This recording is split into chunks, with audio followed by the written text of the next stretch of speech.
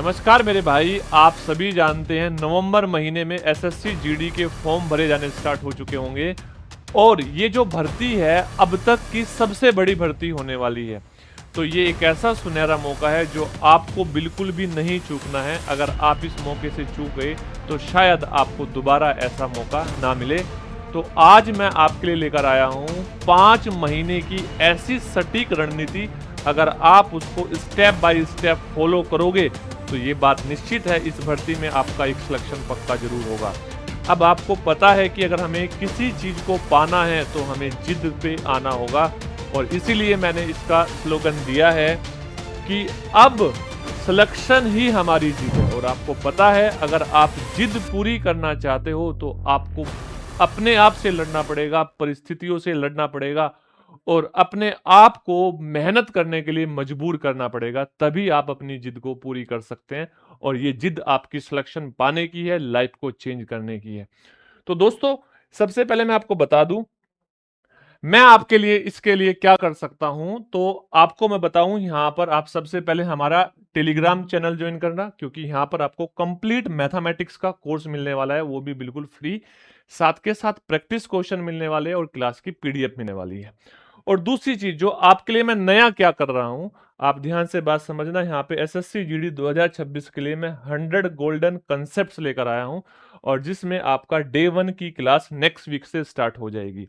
अब यहाँ पे मैं डेली एक कंसेप्ट और उससे रिलेटेड क्वेश्चंस को कराने वाला हूं और साथ के साथ को आपको प्रैक्टिस के लिए देने वाला हूं। अब बात करते हैं हमें पढ़ना कैसे है, क्योंकि सबसे बड़ी दिक्कत क्या होती है बच्चे के साथ, बच्चा मेहनत तो बहुत करता है, बहुत मेहनत करता है, लेकिन उसकी डायरेक्शन सही है या नहीं है उसको नहीं पता होता है।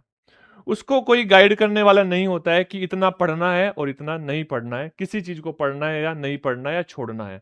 आपको बता दूं, सिलेक्शन लेने के लिए पेपर में हमें क्या छोड़ना है ये भी पता होना चाहिए, हमें पढ़ते टाइम क्या चीजों को इग्नोर करना है ये भी पता होना चाहिए। तो इन्हीं सब चीजों को ध्यान में रखते हुए मैं आपको स्टेप बाय स्टेप पढ़ने का तरीका बताता हूं, कैसे आपको इस 5 महीने में अपनी पढ़ाई करनी है ताकि आप इसी बार अपना सिलेक्शन पक्का कर पाओ। देखो, सबसे पहले हम बात करते हैं इन 5 महीने में आपको अपनी जिद पूरी करनी है। तो पहली चीज, आपको पहले इन 4 चीजों पर फोकस करना पड़ेगा। इन 4 चीजों पर फोकस करोगे तो दूसरे स्टेप की ओर बढ़ेंगे। अब देखो, पहला है आपको सेट योर टारगेट स्कोर, यानी कि आपको अपनी पसंद की पोस्ट चूज करनी है और उसका टारगेट स्कोर सेट करना है। मान लो आपका 160 में से आपने 145 अपना टारगेट स्कोर सेट कर लिया, आपको 145 रोड मार्क्स पे आपकी पोस्ट मिल जाएगी। तो आपको हर टाइम ये बात समझनी है कि मुझे 145 स्कोर पर पहुंचना है। अगर 145 से नीचे हो तो मेहनत दुगनी करनी पड़ेगी। दूसरी चीज, आपको इस चीज पर फोकस रहना है। ऐसा नहीं है कि आज आपने टारगेट सेट किया और कल इसको भूल गए, आपको हमेशा याद दिलाते रहे। तो इसके लिए आप अपने रूम में कहीं भी एक टारगेट सेट करके आप एक फोटो लगा सकते हो, ताकि आपको बार बार याद रहे कि मैंने किस जिद को पूरा करने की बात की थी, 145 प्लस स्कोर को बात पूरा करी थी। दूसरी चीज, अब देखो, अगर ये दो चीज रहती है आपके सामने तो तीसरी चीज आती है जो आपको जरूर बनानी है, यानी कि आप अपनी पढ़ाई में रेगुलर रहना। रेगुलरिटी एक ऐसी चीज है जो हमेशा, देखो, आप अगर किसी चीज को समय दोगे तो पक्का आपको रिजल्ट मिलेगा, लेकिन अगर समय ही नहीं दोगे तो रिजल्ट भी नहीं मिलने वाला है। तो आपको रेगुलरिटी हमेशा बनाए रखनी है। और जो चौथी चीज है वो है मोटिवेशन। Always be motivated. अब बहुत सारे बच्चे बोलते हैं सर मोटिवेशन के लिए क्या करें। बच्चे फोन में रील देखनी स्टार्ट कर देते हैं। नहीं, रील नहीं देखनी, क्योंकि वो रील आप 5 सेकंड देखोगे, 10 सेकंड देखोगे, उसके बाद में वो कब घंटा गुजर जाएगा पता नहीं चलना।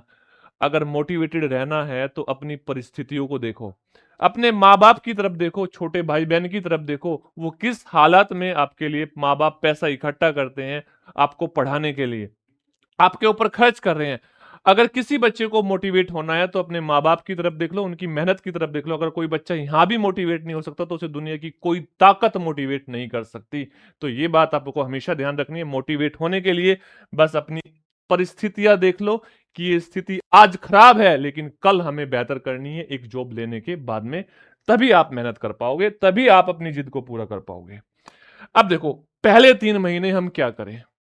पहले 3 महीने हमारा टारगेट होना चाहिए, पहली चीज, सर हमें कंप्लीट सिलेबस कंप्लीट करना है। सिलेबस आप कहां से करोगे, ये आपके ऊपर डिपेंड करता है कि आप सिलेबस को कहां से कंप्लीट करोगे, यानी कि किस टीचर का पढ़ाया हुआ आपके ज्यादा समझ में आ रहा है, आप उसको चूज करो। वो किसी भी प्लेटफॉर्म का है, डजेंट मैटर, कोई मैटर नहीं करता वो किस प्लेटफॉर्म पे पढ़ा रहा है। बस आपको क्या है कि उस टीचर के साथ आपकी वाइब्स मैच होनी चाहिए, ताकि आप उस टीचर को पढ़ते टाइम थको ना। क्योंकि आप देखो ध्यान से, आप हमेशा एक बात को सोचो, बचपन में आप उस टीचर को देखो जो आपको पसंद था, तो उसका सब्जेक्ट भी आपको पसंद है। तो यानी कि आप कहीं से भी पढ़ो, कोई मैटर नहीं करता, आपको यहां पे अपने प्रत्येक सब्जेक्ट का क्या करना है, सिलेबस कंप्लीट करना है 3 महीने में, और साथ के साथ आपको उसका रिवीजन भी करना है। अब इससे कोई रिवीजन से एक बात मेरे समझ में आई कि आप इस फॉर्मूले को यूज कर सकते हो, ट्रिपल आर। अब ये ट्रिपल आर क्या है, मैं बोलूंगा ये है रीड, रिवाइज और रिपीट। यानी कि आप पहले बेहतरीन तरीके से पढ़ो, चीजों को समझो, फोकस होने के बाद में उसको रिवाइज करो, और फिर उसको बार बार रिपीट करो, तो पेपर में एज इट इज चीजें आपको देखने को मिलेगी। आपको पेपर में ऐसा बिल्कुल भी महसूस नहीं होगा कोई भी चीज नहीं आई है। तो आपको ध्यान से चीजों को समझना है, आप इस ट्रिपल आर फॉर्मूले का यूज करना। सिलेबस कैसे पूरा करोगे, इस बात को भी मैं आपको बता देता हूं। सर आपने बोल दिया सिलेबस पूरा करना है 3 महीने में, लेकिन कैसे करे ये तो बता दो। हाँ, मैं आपके लिए एक टाइम टेबल बना रहा हूं। टाइम टेबल क्या है, आपको डेली 10 घंटे, 10 घंटे मैं नहीं मानता, अगर आपकी जिंदगी चेंज हो रही है 10 घंटे आप मेहनत नहीं कर सकते। बहुत सारे बच्चे, कल एक मेरे बच्चे से बात भी हुई मोबाइल पे, बोला सर मैं 12-12 13-13 घंटे पढ़ रहा हूं, बिहार का बच्चा था। ठीक है, बस मैं कभी कभी मोटिवेट हो जाता हूं, क्योंकि मैं देखता हूं कि घर की स्थितियां सही नहीं है। तो मैंने उसको यही बात बोली कि बेटा अगर घर की स्थितियां सही करनी है तो ये जॉब आपके लिए जरूरी है, तो आप अभी उस स्थिति को मत देखो, आप 5 महीने दम लगा के मेहनत करो, आपका सिलेक्शन हो जाएगा। और ये बात कंफर्म है। उस बच्चे ने फिर मुझे बताया कि सर मेरे रीजनिंग में पूरे नंबर हो जाते हैं, हिंदी में पूरे नंबर हो जाते हैं, तो दिक्कत कहाँ आ रही है, मैथ्स में आ रही है और मुझे जीएस में आ रही है। और जब से मैंने मैथ्स का आपसे पढ़ना स्टार्ट किया है, तब से मुझे चीजें क्लियर है कि मैं कर सकता हूं, 100% कर सकता हूं। तो अब वो टाइम टेबल में आपके लिए 10 घंटे ज्यादा नहीं है। क्या करना है, देखो, पहली बात आपको बता दूं, एसएससी जीडी बहुत बड़ा एग्जाम नहीं है कि बहुत टफ क्वेश्चन आएंगे, बहुत बड़ा लेंदी पेपर आएगा, नहीं। आपको नॉर्मल इजी क्वेश्चन आ रहे होंगे, बेसिक सारा होगा, और ज्यादातर मैक्सिमम जो आएगा तो मॉडरेट क्वेश्चन आएंगे, और वो भी एक या दो। और बच्चा क्या होता है, मान लो पूरे पेपर में आपके 80 क्वेश्चन है, 80 क्वेश्चन में से 10 क्वेश्चन टफ आने वाले हैं, आपको भी पता है 10 क्वेश्चन टफ आने वाले हैं। कोई एक दो बच्चा होगा इन 10 क्वेश्चन को करने वाला है, लेकिन आप ये बताओ 70 क्वेश्चन तो सारे बच्चे कर रहे होंगे। अरे पहला टारगेट तो आपका ये 70 क्वेश्चन होना चाहिए, लेकिन बच्चा क्या करता है, इन 10 क्वेश्चन के पीछे भाग रहा होता है। आपको इन 10 क्वेश्चन के पीछे नहीं भागना। अगर आप इस 70 क्वेश्चन को विद इन टाइम कर लोगे तो ये 10 क्वेश्चन अपने आप हो जाएंगे, और अगर आपने अच्छे से पढ़ा होगा तो ये 10 ऑलरेडी आप कर चुके होंगे। अब देखो इसके लिए क्या करना है, आपको मैथमेटिक्स को 2 घंटे देने हैं सिलेबस को पूरा करने के लिए।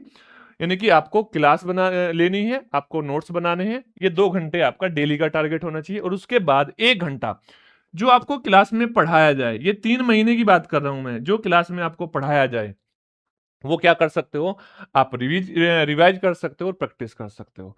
सोचो 3 महीने में 90 दिन यानी कि 180 घंटे, बहुत इजीली है कि आप 180 घंटे में अपना मैथ का कोर्स 2 बार कर पाओ। कितनी बार कर पाओ, 2 बार कर पाओ, क्योंकि पहले वाले में थोड़ा समय लगेगा और उसके बाद में आप बड़ी जल्दी कर सकते हो। दूसरा, अगर मैं बात करूं रीजनिंग, रीजनिंग आपका कितना है सर, 1.5 घंटे हमें पढ़ना है, 1.5 घंटे। अगर 90 दिन 3 महीने की बात करूं तो 145 आवर है, और 145 आवर में रीजनिंग को 2 बार कर सकते हो, 2 बार। और साथ के साथ आप 1 घंटा डेली प्रैक्टिस कर सकते हो। तो आप सोचो इन 3 महीने में इसी प्रकार से आप हिंदी 1 घंटा डेली, 1 घंटा प्रैक्टिस, जीएस 2 घंटे डेली और 30 मिनट उसकी प्रैक्टिस या रिवीजन।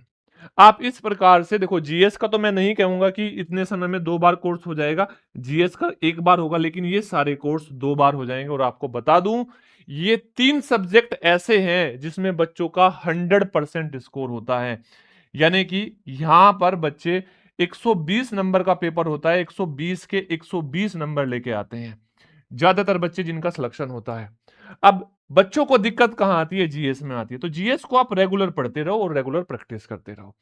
तो सोचो 3 महीने में आप 2 बार अपना सिलेबस को कवर कर सकते हो और उसका रिवीजन कर सकते हो और प्रैक्टिस कर सकते हो अगर आप इस टाइम टेबल को फोकस करो। टाइम टेबल आप अपने अकॉर्डिंग सेट कर सकते हो, सुबह को पढ़ना है, रात को पढ़ना है, दोपहर में पढ़ना है, कब पढ़ना है, अपनी सिचुएशन के अकॉर्डिंग। अब मैं आपसे बात करूं कि अब फोर्थ महीना यानी कि जो चौथा महीना है उसमें क्या करें। सर चौथे महीने में जब हम पहुंचेंगे तो हमारा सिलेबस कंप्लीट हो चुका होगा। अब उस सिलेबस को यानी कि आपको बार बार रिवीजन करना है, अपने जो नोट्स बनाए हैं उनका रिवीजन करना है और प्रैक्टिस करनी है। प्रैक्टिस किसकी करे सर, कहां से प्रैक्टिस करे? बेटा आपके पास लास्ट 5 ईयर के क्वेश्चन होंगे जो 2021 में पेपर हुआ उसमें आए, 2022 में आए, 23 में आए, 24 में आए और 25 में आए। एसएससी जीडी के सारे क्वेश्चंस आप कर दो, दो दो बार कर सकते हो अगर आप बस रिवीजन करोगे, प्रैक्टिस करोगे, रिवीजन करोगे और प्रैक्टिस करोगे। और यहां पर आपका वो फॉर्मूला काम करेगा, रीड, रिवाइज और रिपीट। रीड, रिवाइज और रिपीट। अब आप एक महीने में इसको कम से कम दो दो या तीन तीन बार कर सकते हो। इन सभी को 2 बार तो मैक्स मिनिमम कर ही सकते हो अगर आप मेहनत करोगे, 10-10 घंटे पढ़ाई करोगे। ठीक है, तो अब देखो 4 महीने में आपका सिलेबस कंप्लीट हो गया, दो दो बार आपने सिलेबस पढ़ लिया और दो दो बार आपने सारे प्रीवियस ईयर क्वेश्चंस की प्रैक्टिस कर ली। डन है बातें।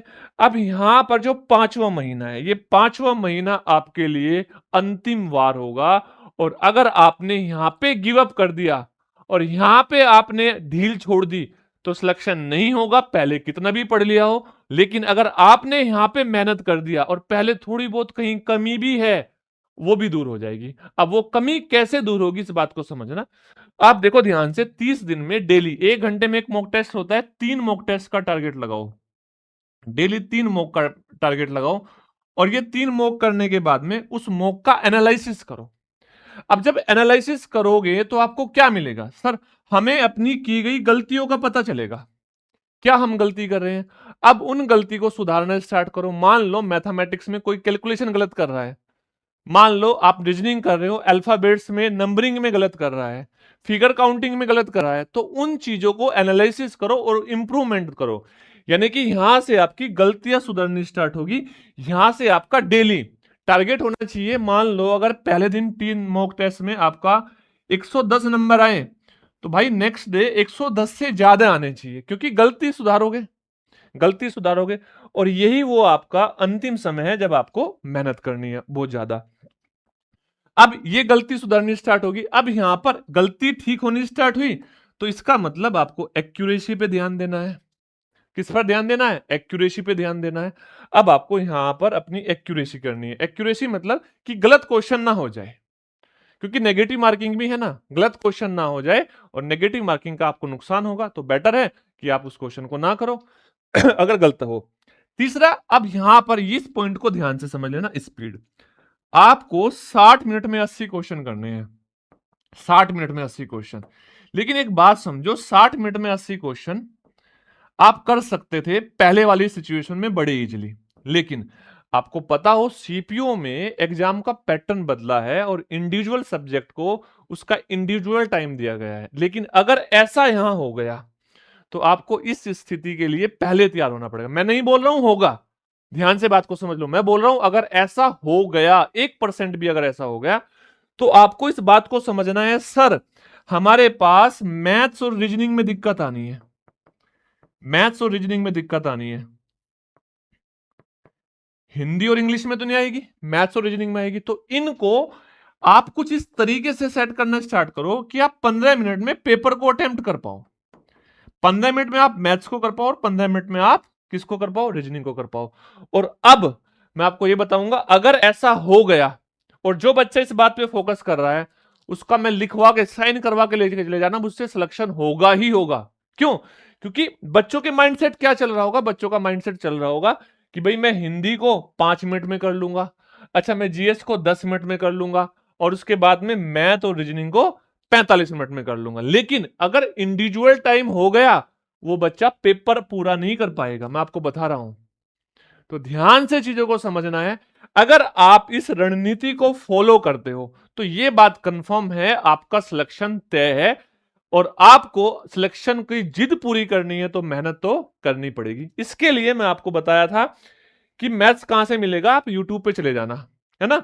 जब आप यूट्यूब पे जाओगे तो आप देखोगे मैथ्स की बहुत सारी वीडियो आपको मिलेगी। यहाँ पर प्लेलिस्ट में जाओगे तो एक तो कंप्लीट मैथ की वीडियो मिल जाएगी, ये रहा कंप्लीट मैथ्स फ्री कोर्स, आपको पूरा का पूरा कोर्स कराया जाएगा। और देखो अगर आप आज से पढ़ना स्टार्ट करोगे तो मैक्सिमम नवंबर तक ये कोर्स आपका कंप्लीट हो जाएगा, नवंबर तक। उसके बाद में आप तैयारी करनी स्टार्ट करोगे, प्रैक्टिस करोगे, तो इससे बेहतर कुछ भी नहीं होगा। टेलीग्राम को ज्वाइन करना, अगर किसी बच्चे का कोई डाउट है तो कमेंट करना, वीडियो को लाइक करना और अपने दोस्तों के साथ, जिन दोस्तों को इसकी जरूरत है, मोटिवेशन की जरूरत है, उनके साथ शेयर करना। मिलते हैं ऐसी बेहतरीन नेक्स्ट वीडियो के साथ। जय हिंद, जय भारत।